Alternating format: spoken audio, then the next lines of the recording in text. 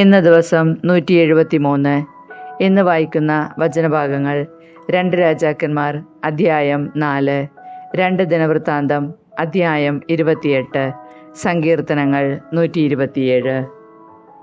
2 രാജാക്കന്മാരുടെ പുസ്തകത്തിൽ നിന്ന് അധ്യായം 4. വിധവയുടെ എണ്ണ. പ്രവാചകഗണത്തിൽ ഒരുവൻ്റെ ഭാര്യ ഏലീഷയോട് പറഞ്ഞു, അങ്ങയുടെ ദാസനായ എൻ്റെ ഭർത്താവ് മരിച്ചിരിക്കുന്നു. അവൻ കർത്താവിൻ്റെ ഭക്തനായിരുന്നുവെന്ന് അങ്ങേക്കറിയാമല്ലോ. അവന് കടം കൊടുത്തവൻ ഇതാ എൻ്റെ കുട്ടികൾ 2 പേരെയും അടിമകളാക്കാൻ വന്നിരിക്കുന്നു. ഏലീഷ അവളോട് പറഞ്ഞു, ഞാൻ നിനക്ക് വേണ്ടി എന്തു ചെയ്യണം? പറയുക, നിന്റെ വീട്ടിൽ എന്തുണ്ട്? അവൾ പറഞ്ഞു, ഈ ദാസിയുടെ വീട്ടിൽ ഒരു ഭരണി എണ്ണയല്ലാതെ മറ്റൊന്നുമില്ല. അവൻ പറഞ്ഞു, നീ ചെന്ന് അയൽക്കാരിൽ നിന്ന് ഒഴിഞ്ഞ പാത്രങ്ങൾ ധാരാളം ശേഖരിക്കുക. പിന്നെ നീയും നിന്റെ പുത്രന്മാരും അകത്ത് കടന്ന് പാത്രങ്ങളിൽ എണ്ണ പകരുക. നിറയുന്നത് മാറ്റിവെക്കുക. അവൾ വീട്ടിൽ ചെന്ന് പുത്രന്മാരെ അകത്ത് വിളിച്ച് വാതിലടച്ചു. അവൾ പകരുകയും അവർ പാത്രങ്ങൾ എടുത്തു കൊടുക്കുകയും ചെയ്തു. പാത്രങ്ങൾ നിറഞ്ഞപ്പോൾ അവൾ പുത്രനോട് ഇനിയും കൊണ്ടുവരിക എന്ന് പറഞ്ഞു. ഇനി പാത്രമില്ലെന്ന് അവൻ പറഞ്ഞപ്പോൾ എണ്ണയുടെ ഒഴുക്ക് നിലച്ചു. അവൾ ദൈവപുരുഷൻ്റെ അടുത്ത് ചെന്ന് വിവരമറിയിച്ചപ്പോൾ അവൻ പറഞ്ഞു, പോയി എണ്ണ വിറ്റ് കടം വീട്ടുക. ശേഷിക്കുന്നതുകൊണ്ട് നീയും പുത്രന്മാരും ഉപജീവനം കഴിക്കുക. ശൂനേംകാരിയുടെ മകൻ.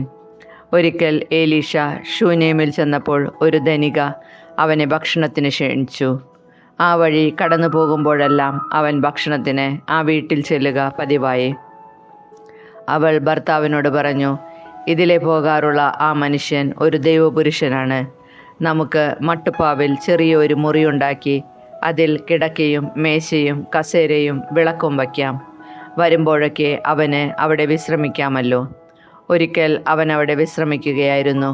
ശൂനേംകാരിയെ വിളിക്കാൻ അവൻ തൻ്റെ ഭൃത്യൻ ഗഹസിയോട് പറഞ്ഞു. അവൻ വിളിച്ചപ്പോൾ അവൾ വന്ന് മുൻപിൽ നിന്നു. ഏലീഷ ഭൃത്യനോട് പറഞ്ഞു, അവളോട് പറയുക, നീ ഞങ്ങൾക്ക് വേണ്ടി എത്ര ബുദ്ധിമുട്ടി. ഞങ്ങൾ എന്താണ് നിനക്ക് വേണ്ടി ചെയ്യേണ്ടത്? രാജാവിനോടോ സൈന്യാധിപനോടോ ശുപാർശ ചെയ്യണമോ? അവൾ പറഞ്ഞു, ഞാൻ വസിക്കുന്നത് എൻ്റെ ജനത്തിൻ്റെ കൂടെയാണ്. ഏലീഷ പറഞ്ഞു, അവൾക്ക് വേണ്ടി എന്താണ് ചെയ്യേണ്ടത്? ഗഹസി പറഞ്ഞു, അവൾക്ക് മക്കളില്ല, ഭർത്താവ് വൃദ്ധനുമാണ്. അവൻ പറഞ്ഞു, അവളെ വിളിക്കുക. വിളിച്ചപ്പോൾ അവൾ വാതിൽക്കൽ വന്നു നിന്നു. ഏലീഷ പറഞ്ഞു, അടുത്ത വർഷം ഈ സമയത്ത് നീ ഒരു പുത്രനെ താലോലിക്കും. അവൾ പറഞ്ഞു, ഇല്ല ദൈവപുരുഷ, പ്രഭോ, ഈ ദാസിയോട് വ്യാജം പറയരുതേ. ഏലീഷ പറഞ്ഞതുപോലെ അവൾ ഗർഭം ധരിച്ച് അടുത്ത വസന്തത്തിൽ ഏകദേശം ആ സമയത്ത് ഒരു പുത്രനെ പ്രസവിച്ചു. കുട്ടി വളർന്നു. ഒരു ദിവസം അവൻ കൊയ്ത്തുകാരോടുകൂടെ ആയിരുന്ന പിതാവിൻ്റെ അടുത്തേക്ക് ചെന്നു. അവൻ പറഞ്ഞു, അയ്യോ, എൻ്റെ തല വേദനിക്കുന്നു. പിതാവ് ഭൃത്യനോട് പറഞ്ഞു, അവനെ അമ്മയുടെ അടുക്കൽ കൊണ്ടുപോയി ആക്കുക. അവൻ കുട്ടിയെ എടുത്ത് അമ്മയുടെ അടുക്കലാക്കി. ഉച്ചവരെ കുട്ടി അമ്മയുടെ മടിയിലിരുന്നു. പിന്നെ അവൻ മരിച്ചു. അവൾ അവനെ മുകളിൽ കൊണ്ടുചെന്ന് ദൈവപുരുഷൻ്റെ കിടക്കയിൽ കിടത്തിയതിനു ശേഷം വാതിലടച്ച് പുറത്തു പോന്നു. അവൾ ഭർത്താവിനോട് വിളിച്ചു പറഞ്ഞു, ഒരു വേലക്കാരനെയും കഴുതയെയും ഇങ്ങോട്ടയക്കുക. ഞാൻ വേഗം പോയി ദൈവപുരുഷനെ കണ്ടുവരട്ടെ. അവൻ ചോദിച്ചു, നീ ഇന്ന് അവൻ്റെ അടുത്തേക്ക് പോകുന്നത് എന്തിന്? ഇന്ന് അമാവാസിയോ സാബത്തോ അല്ലല്ലോ. അവൾ പറഞ്ഞു, നന്മ ഭവിക്കും. കഴുതയ്ക്ക് ജീനിയിട്ടതിന് ശേഷം അവൾ ഭൃത്യനോട് പറഞ്ഞു, വേഗം ഓടിക്കുക. ഞാൻ പറയാതെ വേഗം കുറയ്ക്കരുത്. അവൾ കാർമൽ മലയിൽ ദൈവപുരുഷൻ്റെ അടുത്തെത്തി. അവൾ വരുന്നത് കണ്ടപ്പോൾ അവൻ ഭൃത്യൻ ഗഹസിയോട് പറഞ്ഞു, അതാ ശൂനേംകാരി. ഓടിച്ചെന്ന് അവളെ സ്വീകരിച്ച് അവൾക്കും ഭർത്താവിനും കുഞ്ഞിനും സുഖം തന്നെയോ എന്നന്വേഷിക്കുക. സുഖം തന്നെ, അവൾ പറഞ്ഞു. അവൾ മലയിൽ ദൈവപുരുഷൻ്റെ അടുത്തെത്തി അവൻ്റെ പാദങ്ങളിൽ പിടിച്ചു. അവളെ തള്ളി മാറ്റുന്നതിന് ഗഹസി മുന്നോട്ട് വന്നു. എന്നാൽ ദൈവപുരുഷൻ പറഞ്ഞു, അവളെ തടയരുത്, അവൾ കഠിന ദുഃഖത്തിലാണ്. കർത്താവ് അത് എന്നിൽ നിന്ന് മറച്ചിരിക്കുന്നു, എന്നെ അറിയിച്ചിട്ടില്ല. അപ്പോൾ അവൾ പറഞ്ഞു, പ്രഭോ, ഞാൻ അങ്ങയോട് പുത്രനെ ആവശ്യപ്പെട്ടു. എന്നെ വഞ്ചിക്കരുതെന്ന് ഞാൻ പറഞ്ഞതല്ലേ?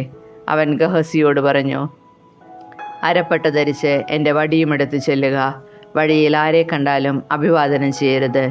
ആരെങ്കിലും അഭിവാദനം ചെയ്താൽ പ്രത്യഭിവാദനം ചെയ്യുകയും അരുത്. എൻ്റെ വടി കുട്ടിയുടെ മുഖത്ത് വയ്ക്കുക. അപ്പോൾ കുട്ടിയുടെ അമ്മ പറഞ്ഞു, കർത്താവിനെയും അങ്ങയെയും സാക്ഷിയാക്കി ഞാൻ പറയുന്നു, ഞാൻ അങ്ങയെ വിട്ടുപോവുകയില്ല. അപ്പോൾ അവൻ അവളെ അനുഗമിച്ചു. ഗഹസി മുൻപേ പോയി വടി കുട്ടിയുടെ മുഖത്ത് വെച്ചു. എന്നാൽ അനക്കമോ ജീവന്റെ ലക്ഷണമോ ഉണ്ടായില്ല. അവൻ മടങ്ങി വന്ന് ഏലീഷയുടെ കുട്ടി ഉണർന്നിട്ടില്ലെന്ന് പറഞ്ഞു. ഏലീഷ ആ ഭവനത്തിൽ ചെന്നപ്പോൾ കുട്ടി കിടക്കയിൽ മരിച്ചു കിടക്കുന്നത് കണ്ടു. അവൻ ഉള്ളിൽ കടന്ന് വാതിലടച്ചു. മുറിക്കുള്ളിൽ അവനും കുട്ടിയും മാത്രമായി. ഏലീഷ കർത്താവിനോട് പ്രാർത്ഥിച്ചു. അനന്തരം കിടക്കയിൽ കയറി തൻ്റെ വായ് കുട്ടിയുടെ വായോടും തൻ്റെ കണ്ണുകൾ അവൻ്റെ കണ്ണുകളോടും തൻ്റെ കൈകൾ അവൻ്റെ കൈകളോടും ചേർത്ത് വെച്ചു അവൻ്റെ മേൽ കിടന്നു. അപ്പോൾ കുട്ടിയുടെ ശരീരം ചൂടുപിടിച്ചു തുടങ്ങി. ഏലീഷ എഴുന്നേറ്റ് മുറിയിൽ അങ്ങോട്ടും ഇങ്ങോട്ടും 1 പ്രാവശ്യം നടന്നു. വീണ്ടും കുട്ടിയുടെ മേൽ കിടന്നു. കുട്ടി 7 പ്രാവശ്യം തുമ്മിയതിനു ശേഷം കണ്ണു തുറന്നു. ഏലീഷ ഗഹസിയോട് ശൂന്യങ്കാരിയെ വിളിക്കുക എന്ന് പറഞ്ഞു. അവൻ വിളിച്ചു. അവൾ വന്നു. ഏലീഷ അവളോട് പറഞ്ഞു, നിന്റെ പുത്രനെ എടുത്തുകൊള്ളുക. അവൾ അവൻ്റെ പാദത്തിങ്കൽ വീണ് നമസ്കരിച്ചു. എന്നിട്ട് കുട്ടിയെ എടുത്തുകൊണ്ടുപോയി. വിഷം കലർന്ന ഭക്ഷണം. ഏലീഷ വീണ്ടും ഗിൽഗാലിലെത്തി. അവിടെ ക്ഷാമമായിരുന്നു. പ്രവാചകഗണം മുൻപിലിരിക്കെ അവൻ ഭൃത്യനോട് പറഞ്ഞു, പ്രവാചകഗണത്തിന് വലിയ പാത്രത്തിൽ അവിയൽ തയ്യാറാക്കുക. അവരിലൊരാൾ വയലിൽ നിന്ന് സസ്യങ്ങൾ ശേഖരിക്കുമ്പോൾ ഒരു കാട്ടുമുന്തിരി കാണുകയും അതിൽ നിന്ന് മടി നിറയെ കായ്കൾ പറിച്ചെടുക്കുകയും ചെയ്തു. അവ എന്താണെന്ന് മനസ്സിലാക്കാതെ നുറുക്കി പാത്രത്തിലിട്ടു. അനന്തരം അവിയൽ വിളമ്പി ഭക്ഷിച്ചു തുടങ്ങിയപ്പോൾ അവർ നിലവിളിച്ചു, ദൈവപുരുഷ, പാത്രത്തിൽ മരണം പതിയിരിക്കുന്നു. അവർക്ക് ഭക്ഷിക്കാൻ കഴിഞ്ഞില്ല. ഏലീഷ പറഞ്ഞു, കുറച്ച് മാവ് കൊണ്ടുവരിക. അവൻ മാവ് പാത്രത്തിലിട്ടതിന് ശേഷം ഇനി വിളമ്പി ഭക്ഷിക്കാം എന്ന് പറഞ്ഞു. അപകടം നീങ്ങിയിരുന്നു. അപ്പം വർദ്ധിപ്പിക്കുന്നു. ബാൽഷാലിഷായിൽ ഒരാൾ ആദ്യഫലങ്ങൾ കൊണ്ടുണ്ടാക്കിയ കുറെ അപ്പവും 20 ബാർലിയപ്പവും കുറെ പുതിയ ധാന്യക്കതിരുകളും സഞ്ചിയിലാക്കി കൊണ്ടുവന്ന് ദൈവപുരുഷന് കൊടുത്തു. അപ്പോൾ എലീശ പറഞ്ഞു, അത് ഇവർക്ക് കൊടുക്കുക, ഇവർ ഭക്ഷിക്കട്ടെ. ഭൃത്യൻ ചോദിച്ചു, 100 ആളുകൾക്കായി ഞാൻ ഇത് എങ്ങനെ പങ്കുവയ്ക്കും? അവൻ ആവർത്തിച്ചു, കൊടുക്കുക, അവർ ഭക്ഷിക്കട്ടെ. എന്തെന്നാൽ കർത്താവ് അരുളി ചെയ്യുന്നു, അവർ ഭക്ഷിക്കുകയും മിച്ചം വരികയും ചെയ്യും. ഭൃത്യൻ അത് അവർക്ക് വിളമ്പി. കർത്താവ് അരുളി ചെയ്തതുപോലെ അവർ ഭക്ഷിച്ചു, മിച്ചം വരികയും ചെയ്തു. 2 ദിനവൃത്താന്ത പുസ്തകത്തിൽ നിന്ന് അധ്യായം 28. ആഹാസ് 20-ാം വയസ്സിൽ ഭരണം തുടങ്ങി 16 വർഷം ജെറുസലേമിൽ ഭരിച്ചു. എന്നാൽ തൻ്റെ പൂർവികനായ ദാവീദിനെ പോലെ അവൻ കർത്താവിൻ്റെ മുൻപിൽ നീതി പ്രവർത്തിച്ചില്ല. അവൻ ഇസ്രായേൽ രാജാക്കന്മാരുടെ മാർഗത്തിൽ ചരിച്ചു. ബാലിന് വിഗ്രഹങ്ങൾ വാർത്തുണ്ടാക്കി. ബെൻഹിന്നോം താഴ്വരയിൽ ധൂപമർപ്പിച്ചു. ഇസ്രായേലിന് മുൻപിൽ നിന്ന് കർത്താവ് തുരത്തിയ ജനതകളുടെ മ്ലേച്ഛാചാരങ്ങളെ അനുകരിച്ച് അവൻ സ്വപുത്രന്മാരെ ഹോമിച്ചു. പൂജാഗിരികളിലും മലകളിലും ഓരോ പച്ചമരത്തിൻ്റെയും ചുവട്ടിലും അവൻ ബലിയും ധൂപവും അർപ്പിച്ചു. ദൈവമായ കർത്താവ് അവനെ സിറിയ രാജാവിൻ്റെ കൈകളിൽ ഏൽപ്പിച്ചു. അവൻ ആഹാസിനെ തോൽപ്പിച്ച് അനേകം പേരെ തടവുകാരാക്കി ദമാസ്കസിലേക്ക് കൊണ്ടുപോയി. കർത്താവ് ആഹാസിനെ ഇസ്രായേൽ രാജാവിന് വിട്ടുകൊടുത്തു. ഇസ്രായേൽ രാജാവ് കൂട്ടക്കൊല നടത്തി അവനെ പരാജയപ്പെടുത്തി. തങ്ങളുടെ പിതാക്കന്മാരുടെ ദൈവമായ കർത്താവിനെ പരിത്യജിച്ചതിനാൽ യൂദാ സൈന്യത്തിൽ നിന്ന് 120,000 ധീരയോദ്ധാക്കളെ റമാലിയയുടെ മകൻ പെക്കാഹ് ഒറ്റ ദിവസം കൊണ്ട് വധിച്ചു. ധീരനും എഫ്രായിംകാരനുമായ സിക്രി രാജപുത്രനായ മാസിയയെയും കൊട്ടാരം വിചാരിപ്പുകാരനായ അസ്രിക്കാമിനെയും രാജാവ് കഴിഞ്ഞാൽ അടുത്ത അധികാരിയായ എൽക്കാനെയും വധിച്ചു. തങ്ങളുടെ സഹോദരരായ യൂദാ നിവാസികളിൽ സ്ത്രീകളും കുഞ്ഞുങ്ങളുമടക്കം 200,000 പേരെ ഇസ്രായേൽ തടവുകാരാക്കി. ധാരാളം കൊള്ളമുതലും അവർ സമരിയയിലേക്ക് കൊണ്ടുപോയി. കർത്താവിൻ്റെ ഒരു പ്രവാചകൻ അവിടെ ഉണ്ടായിരുന്നു. അവൻ്റെ പേര് ഒദേദ്. അവൻ സമരിയയിലേക്ക് വന്ന സൈന്യത്തിൻ്റെ നേരെ ചെന്ന് പറഞ്ഞു, നിങ്ങളുടെ പിതാക്കന്മാരുടെ ദൈവമായ കർത്താവ് യൂദായോട് കോപിച്ച് അവരെ നിങ്ങളുടെ കയ്യിൽ ഏൽപ്പിച്ചു തന്നു. എന്നാൽ നിങ്ങൾ അവരെ ക്രൂരമായി വധിച്ചു. ഈ കാര്യം കർത്താവിൻ്റെ മുൻപിലെത്തിയിരിക്കുന്നു.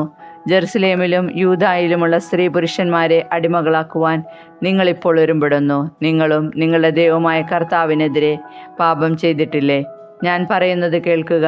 തടവുകാരായി നിങ്ങൾ കൊണ്ടുവന്ന ഈ സഹോദരരെ വിട്ടയക്കുക. കർത്താവിൻ്റെ ഉഗ്രകോപം ഇതാ നിങ്ങളുടെ മേൽ പതിക്കാൻ പോകുന്നു.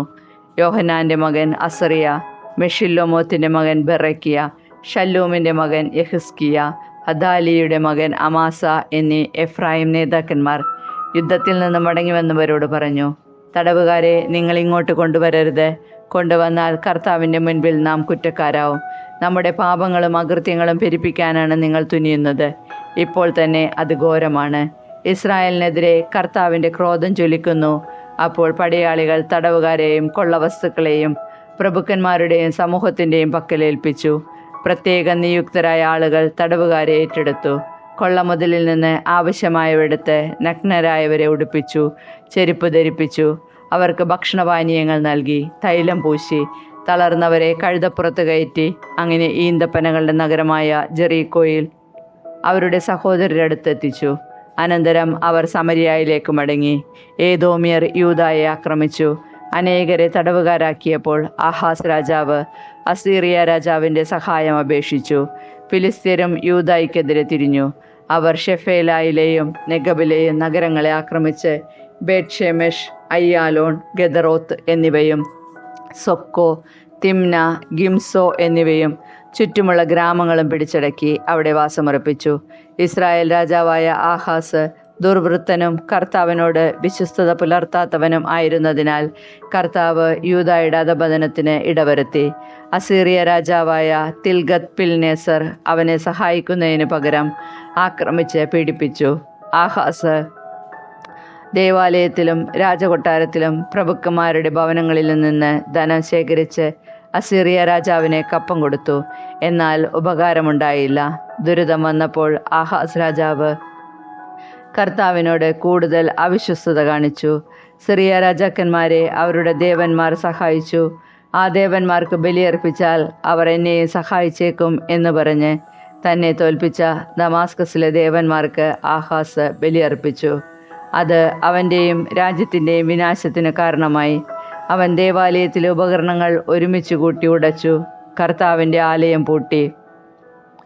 ജെറുസലേമിൻ്റെ എല്ലാ മുക്കിലും മൂലയിലും ബലിപീഠങ്ങൾ സ്ഥാപിച്ചു. യൂദായിലെ നഗരങ്ങളിലെല്ലാം അന്യദേവന്മാർക്ക് ധൂപമർപ്പിക്കുന്നതിന് പൂജാഗിരികൾ നിർമ്മിച്ചു. അങ്ങനെ തൻ്റെ പിതാക്കന്മാരുടെ ദൈവമായ കർത്താവിനെ അവൻ പ്രകോപിപ്പിച്ചു. അവൻ്റെ ഇതര പ്രവർത്തനങ്ങളും രീതികളും ആദ്യന്തം യൂദായിലെയും ഇസ്രായേലിലെയും രാജാക്കന്മാരുടെ പുസ്തകത്തിൽ രേഖപ്പെടുത്തിയിട്ടുണ്ട്.